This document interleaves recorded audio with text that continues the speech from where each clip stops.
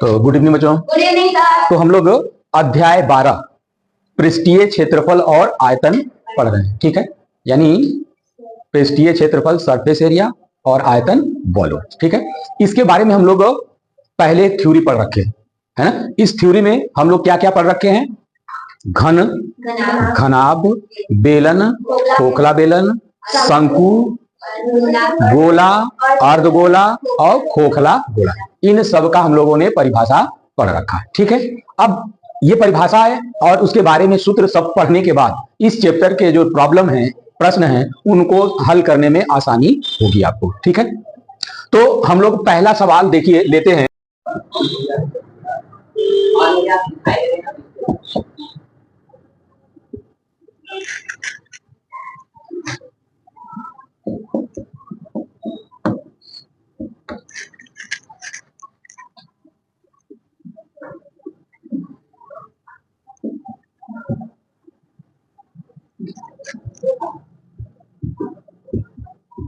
क्या 9 क्या?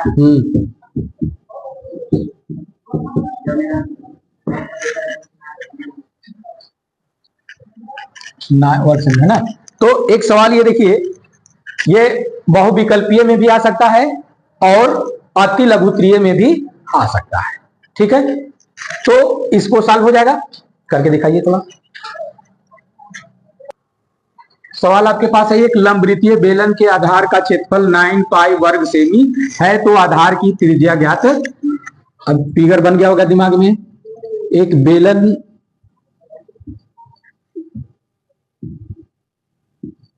इस बेलन का आधार कैसा होता है? वृत्ताकार, है ना। तो चूंकि दिया है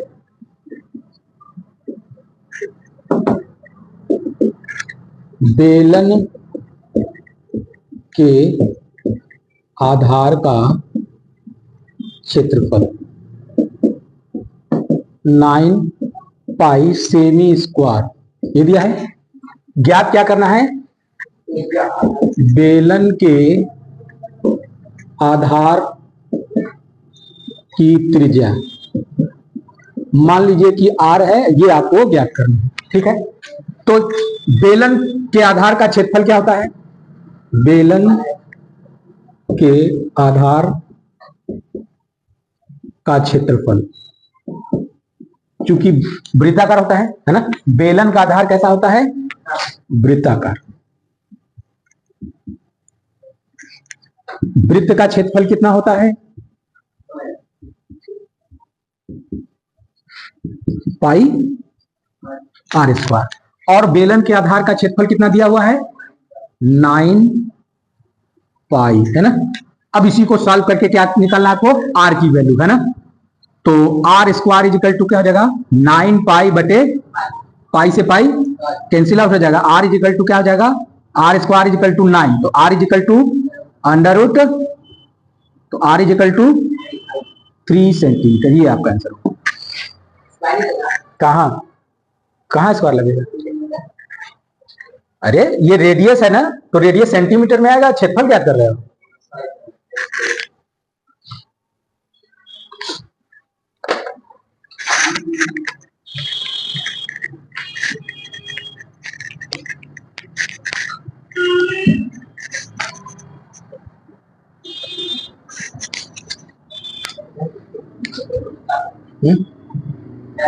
बंद कर दो जब काम।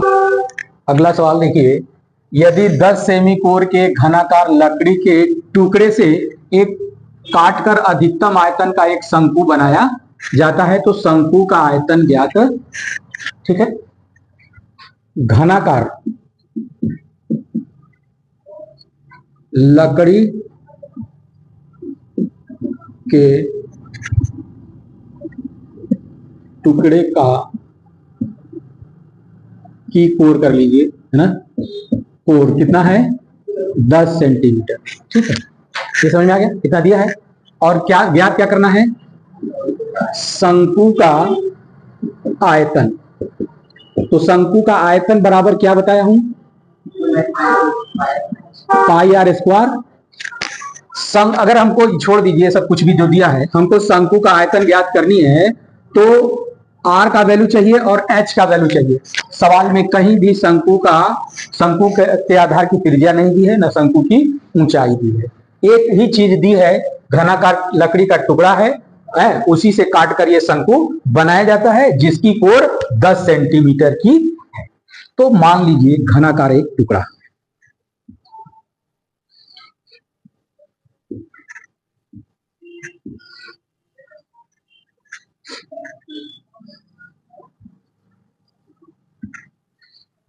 ये घनाकार टुकड़ा है जिसकी एक कोर 10 सेंटीमीटर, मतलब घन है तो सारे कोर इसकी क्या हो जाएंगे, यानी लंबाई भी 10 सेंटीमीटर, चौड़ाई भी 10 सेंटीमीटर और ऊंचाई भी 10 सेंटीमीटर होंगे। अब इसमें से अधिकतम आयतन वाला शंकु कैसे काटा जा सकता है, एक कोर से दूसरे कोर तक, है ना। ये देखिए हम काट दे रहे हैं इसे, ये हो गया, ठीक।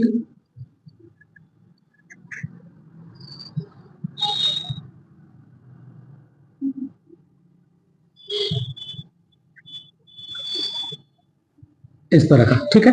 अब बताइए अगर इसको ऐसे मिला दे तो ये क्या हो जाएगा, इस शंकु की ऊंचाई, है ना, ये h हो जाएगा जो इसके कोर के बराबर होगा, कितना, 10 सेंटीमीटर होगा ना। अच्छा, ये वाला इस शंकु का आधार हो जाएगा, मान लीजिए आधार बना दीजिए ऐसे, इसको ऐसे आधार बना देंगे तो इसके आधार वृत्ताकार होगा, और वृत्ताकार का ये क्या होगा, व्यास। आधार हमारा वृत्ताकार होगा और वृत्ताकार आधार का व्यास हमको मिल जाएगा 10 सेंटीमीटर, इसकी एक कोर के बराबर होगी, है कि नहीं। मान लीजिए ए बी, तो ये पूरा यहां से यहां 10 सेंटीमीटर हो जाएगा, तो आर हमको मिल जाएगा 5 सेंटीमीटर, मिल जाएगा कि नहीं। यानी शंकु का त्रिज्या भी मिल गया और ऊंचाई भी हमको मिल गया। तो हमको शंकु का निकालना है, तो पहले शंकु के आधार की त्रिज्या बराबर कितना हो जाएगा, हाँ, आधार की त्रिज्या, आधार की त्रिज्या। तो आधार कैसा है, आधार वृत्ताकार है, तो वृत्त की त्रिज्या, और वृत्त की त्रिज्या कैसे मालूम हो गई, आधार के व्यास बटे 2, यानी वृत्त के व्यास बटे 2, त्रिज्या ज्ञात हो जाएगा। अब वृत्त का व्यास क्या होगा, वृत्त का व्यास क्या होगा, घन की एक कोर, वृत्त का व्यास क्या होगा, घन की एक कोर के बराबर,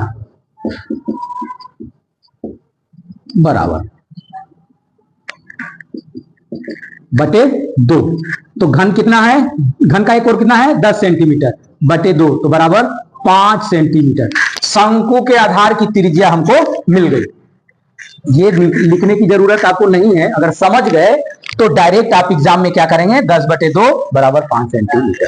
ठीक है, समझ में आ गया। ये समझाने के लिए मैं इतना कर रहा हूं, है ना। अच्छा, यही समझ होता तो आप कर लिए होते, समझ गए होते तो आप कर लिए होते। तो ये चीज हम समझाने के लिए इतना बताया हूं, ठीक है। आप डायरेक्ट 10 सेंटीमीटर बटे 2 बराबर 5 सेंटीमीटर अगर समझ गए हैं तो, ठीक है। अच्छा, अब हमको क्या चाहिए, मिटा दूं, अब हमको शंकु की ऊंचाई चाहिए। क्या चाहिए, शंकु की ऊंचाई। तो शंकु की ऊंचाई क्या होगी, घन के एक कोण की लंबाई के बराबर। तो घन के कोण के बराबर ये हो जाएगा। अब घन का एक कोण क्या है, घन का एक कोण 10 सेंटीमीटर है, तो ये हो गया 10 सेंटीमीटर, यानी h आपको मिल गया 10 सेंटीमीटर। अब आप सूत्र लिखिए, शंकु का आयतन चाहिए, तो चूंकि शंकु का आयतन बराबर 1/3 pi R square H, 1/3 into 22/7 into 5 का आर कितना आया था 5 और एच कितना है 10, है ना। अब इसी को सॉल्व कर देना है, सॉल्व कर दीजिए तो कितना कटेगा नहीं किसी से, तो ये हो जाएगा 5 × 25, 250 गुणे 22/21 हो जाएगा। अब 22 का गुणा कर दीजिए तो 22 0 0, 22 × 5 110 की 0 हाथ में लगा 11। अब 22 दूना 44, 44 11 55/21। अब इससे भाग दे दीजिए, भाग देकर बताइए कितना आएगा। मैं भाग देकर देखिए फट से, 21 है ना, 55 0 0, 21 दूना 42, 3 1 है ना, 0 उतार लीजिए, 6 दूना 12, 6 बार जाएगा, 6 कम 6, 6 दूना 12, 4 0 उतार लीजिए तो है 21, 9 19, 0.0 बढ़ा लीजिए, कितनी बार जाएगा है 8, 8 दूना 16, 9 दूना 9 कम 9, 9 दूना 18, 9 ना, 9 189, तो लगभग इतना आपका आ गया 261.9 सेंटीमीटर क्यूब। आयतन है इसलिए क्यूब में आएगा।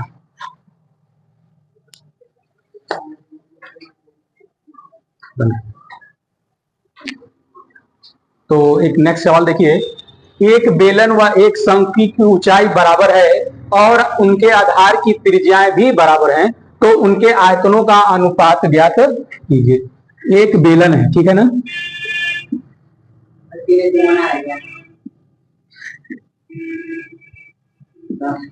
इसकी ऊंचाई आप h मान लीजिए और त्रिज्या कैपिटल R मान लीजिए, ठीक। और एक शंकु बना लीजिए,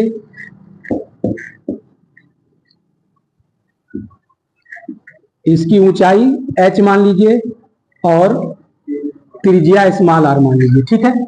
तो पहले मान लीजिए, माना बेलन की ऊंचाई h तथा आधार की त्रिज्या कैपिटल R है, ठीक। तो बेलन का आयतन क्या होगा,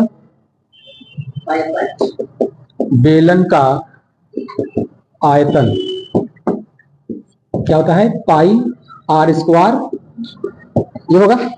अच्छा, अब मान लीजिए, माना शंकु की ऊंचाई h तथा आधार की त्रिज्या स्मॉल r है, ठीक। इसलिए शंकु का आयतन कितना होता है, 1/3 पाई r स्क्वायर। दोनों का अनुपात ज्ञात करना है, क्या ज्ञात करना है, दोनों का अनुपात। तो अनुपात,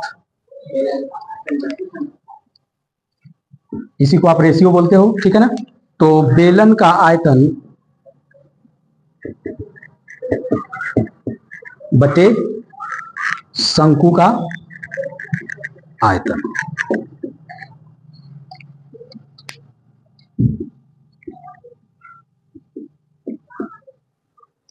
रख दीजिए दोनों का, तो पाई r स्क्वायर h बटे 1/3 पाई r स्क्वायर, इतना आ गया। जो कटता है उसको काट देंगे ना, जो नहीं कटता है उसको रहने देंगे। पाई से पाई कट रहा है, काट दीजिए। ये 3 ऊपर चला जाएगा तो ये होगा 3 है ना, r स्क्वायर h बटे r स्क्वायर h। अब यहां पर ये प्रयोग करना है, चूंकि दिया हुआ है कि दोनों की त्रिज्या भी बराबर है, और है ना, चूंकि h बराबर h तथा r बराबर r है ना, तो दोनों के जगह पर कैपिटल एच की जगह स्मॉल एच रख दीजिए, चाहे स्मॉल एच की जगह कैपिटल रख दीजिए, स्मॉल आर की जगह कैपिटल आर रख दीजिए, चाहे कैपिटल आर की जगह स्मॉल आर रख दीजिए। दोनों को एक ही चीज में बदल दीजिए, ऊपर वाले को बदल लीजिए, r स्क्वायर h हो जाएगा और r स्क्वायर h, ये और ये कट जाएगा तो बटेगा 3/1। तो अनुपात क्या हो जाएगा, 3 संबंधे, ये आपका